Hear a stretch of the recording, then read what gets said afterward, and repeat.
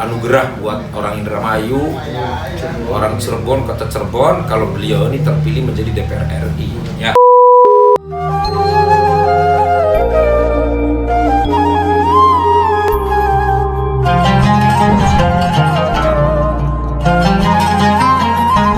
Assalamualaikum warahmatullahi wabarakatuh.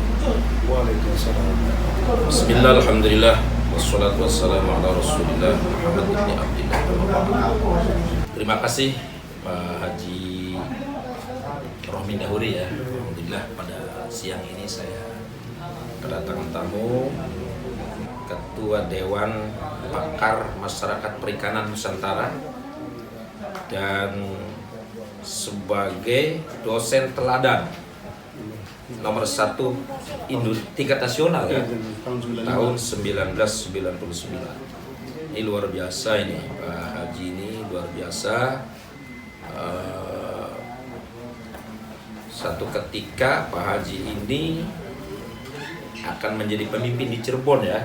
Kalau bisa sih saya usulkan Pak Haji ini supaya jadi anggota DPR RI, supaya bisa membawai Indramayu, Cirebon, kota Cirebon.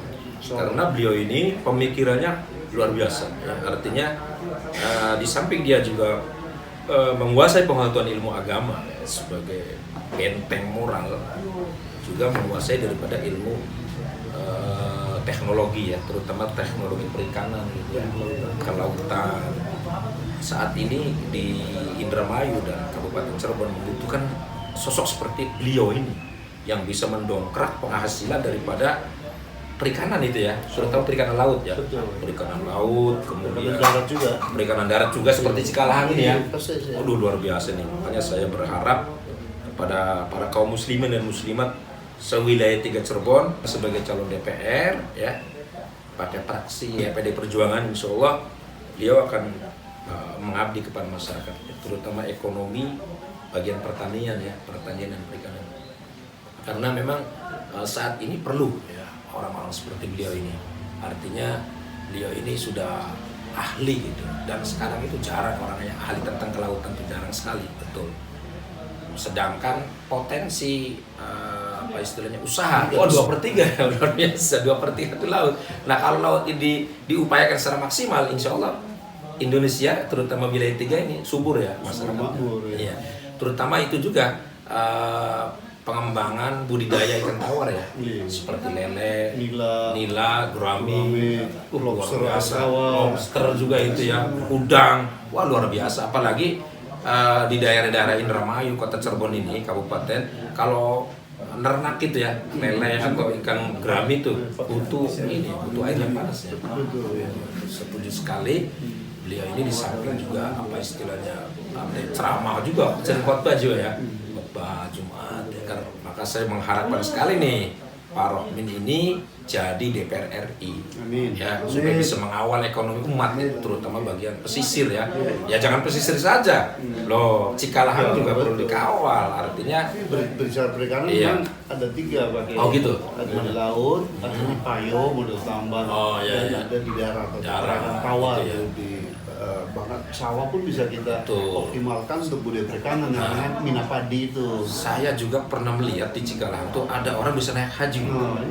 Cuman dia punya itu aja, ahli netaskan ikan tuh. Jadi ikan pamijahan. Jadi gini, ikan mas itu kan bibitnya laki-lakinya biasanya laki-lakinya 4, perempuan 1. Kalau manusia kan laki-laki 4. Ya. Nah itu satu bibit bisa naik haji loh. Karena itu benihnya ditaruh di sawah. Betul. Apa tuh yang seperti itu tuh? Pengembangan apa itu? Segmen untuk benih. Yang memproduksi benih, nanti benih itu dijual kepada si pembesar. Iya, jadi segini itu 3 bulan tuh sudah satu ini sudah bisa dijual sekilo 10 ini. Nah itu perlu dikembangkan juga. Insya Allah. Ya, oleh karena itu kaum muslimin dan muslimat terutama di wilayah 3 jangan ragu-ragu, ayo kita dorong, kita bantu supaya Pak Rohmin ini jadi anggota DPR RI. Amin. Jadi misi ke depan selain perikanan apa untuk pesantren misalnya? Apa untuk pesantren nih? Bantuannya apa? Kan kualitas sumber manusia itu jauh lebih penting dari sumber alam. Maka saya selain di bidang kelautan dan pertanian justru akan membantu gitu ya pesantren, betul. baik dalam bentuk infrastruktur, prasarana sarana dan kemudian juga bantuan keuangan dalam bentuk beasiswa untuk para santri, kesejahteraan ustadz, para kiai itu penting. Jadi itu harus sesungguhnya peran pemerintah gitu ya, supaya kiai, ustadz, ulama dan para santrinya itu sejahtera ya, sehingga bisa mendalami Al-Quran, Al-Hadis dan kitab-kitab hasil ijma dan kias para ulama dengan khusyuk dan sehingga kita akan kembali seperti era kejayaan umat Islam, bahwa basis penemuan ilmu pengetahuan keduniaan pun pakai justru berasal dari pesantren. Baik Al-Hikmah, perguruan tinggi terbesar dan tertua dan terbaik di dunia itu sekali perguruan tinggi terbaik model Oxford, Cambridge di Inggris, Sorbonne di Prancis, itu nirunya dari Baik Al-Hikmah dari Baghdad itu.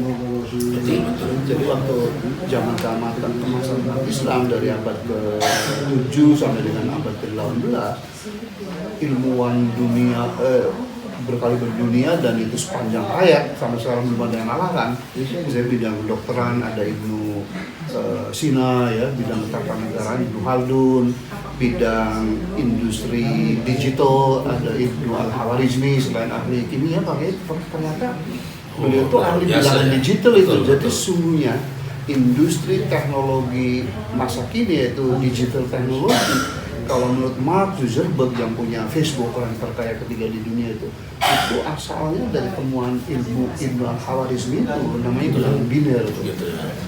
Ilmu kelautan, ilmu batuta yang menemukan kompas dan benua Amerika ternyata baru terungkap bukan Columbus tapi Ibnu Batuta. Oh, yang dari Maroko itu ya? Iya, terus yang penuh pesawat terbang bukan orang Amerika dari Boeing atau Airbus dari Prancis, ternyata Ibnu Firnas itu dari kalau nggak salah dari Persia ya, ulama dari Persia. Begitu pakai itu cita-cita kami ya, tentunya selama hidup saya tidak mungkin tercapai semua ya, tapi paling tidak kita berbuat yang terbaik ya. Di masa akhir hayat ya, di masa sisa-sisa umur ini dikhidmahkan untuk masyarakat. Karena pada intinya kan semua manusia kan ingin mencapai kebahagiaan dunia akhirat, ya kan? Hidup ingin kaya, mati masuk surga. Kaya mulia masuk surga. Berpengetahuan luar biasa. Para kaum muslimin dan muslimat di mana saja berada, ya, pemirsa Hamidun Center, ternyata beliau ini juga luar biasa pengetahuan agamanya, pengetahuan di bidang ekonomi global ya. Ini yang susah ini santri ini ekonomi global ini menguasai ya, sering berarti ngisi seminar di luar juga ya. Saya hampir setiap bulan Pak. Ya Allah. Kemarin baru pulang dari ini orang seperti ini kalau nggak dibantu ini rugi nih ya. Orang kaya pengetahuan, kaya pengalaman, dan beliau ini sudah teruji waktu jadi menteri ya, anugerah buat orang Indramayu, orang Cirebon, kota Cirebon. Kalau beliau ini terpilih menjadi DPR RI ya, Pak. Sekarang itu sedang butuh sosok orang-orang yang pintar, yang dermawan dan bisa mengolah alam ini supaya bermanfaat untuk keberkahan kesejahteraan. Karena saat ini juga banyak politik yang omongnya saja ya, omongnya saja. Oleh karena itu komitmen, saya percaya beliau ini di akhir masa usia tuanya untuk mengabdikan di Kabupaten Cirebon dan Indramayu, kota Cirebon.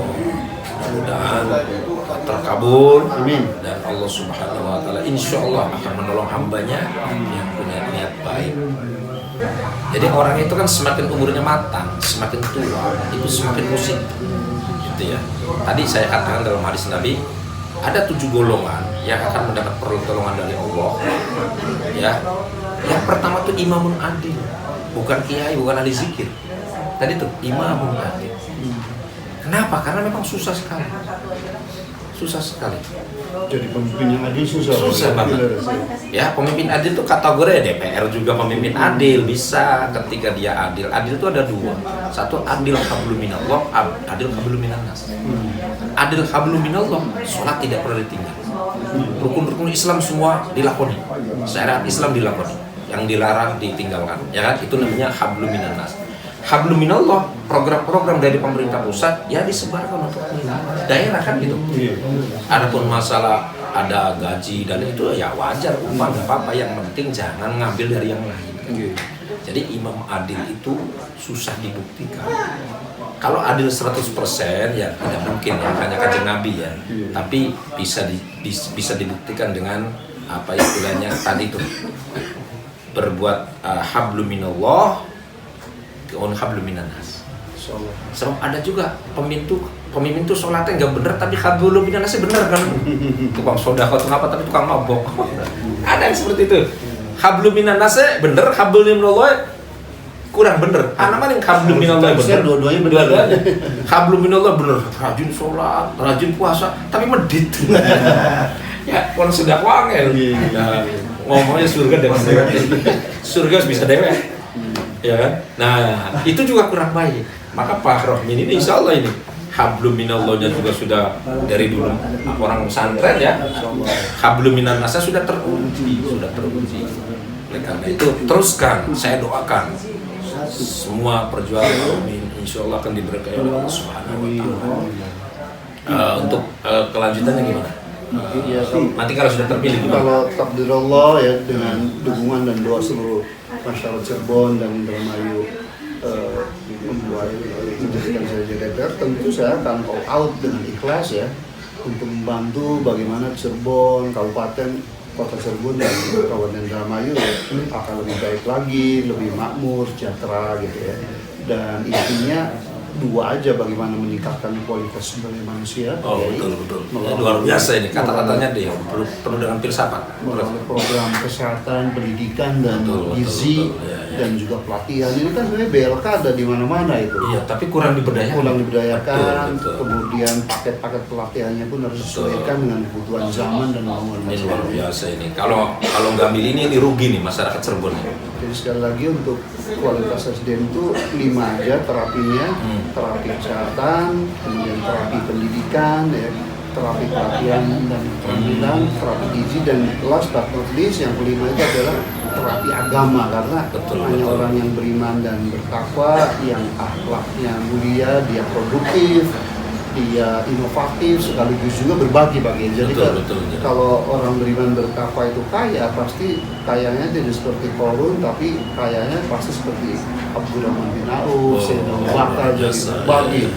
Kayanya bukan untuk mengeluarkan diri dan keluarga, tapi untuk kesejahteraan bersama. Not only umat Islam, tapi non Muslim juga kan kita manfaatkan di alamin. Nah yang kedua program ekonomi Pak Kiai. Gimana? Program itu artinya bisa mendaya gunakan potensi pembangunan yang terdapat di wilayah itu, entah itu berupa sumber daya alam, industri pengolahan, manufaktur gitu ya, maupun sumber daya buatan itu bisa pelabuhan dan segala macam. Cirebon kan luar biasa, punya pelabuhan laut yang dalam sejarahnya bahkan waktu zaman Islam, zaman penjajahan itu Cirebon salah satu hub port atau pusat pelabuhan di Indonesia, tapi dunia luar biasa ya. Kenapa makin kesini kok makin perannya? Politik globalnya luar biasa ini yang jarang dipunyai oleh orang lain ya.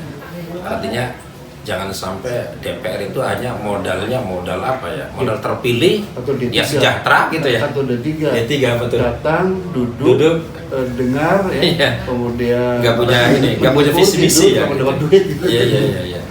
Itu mungkin 80% DPR begitu. Makanya ya kita rakyat yang harus benar-benar memilih wakil rakyat itu yang tadi punya kompetensi, punya kecerdasan, dan punya keimanan dan ketakwaan dan kesolehan. Karena cerdas, punya kompetensi, kalau nggak ada akhlak mulia, nggak ada iman takwa, ya untuk sendiri aja.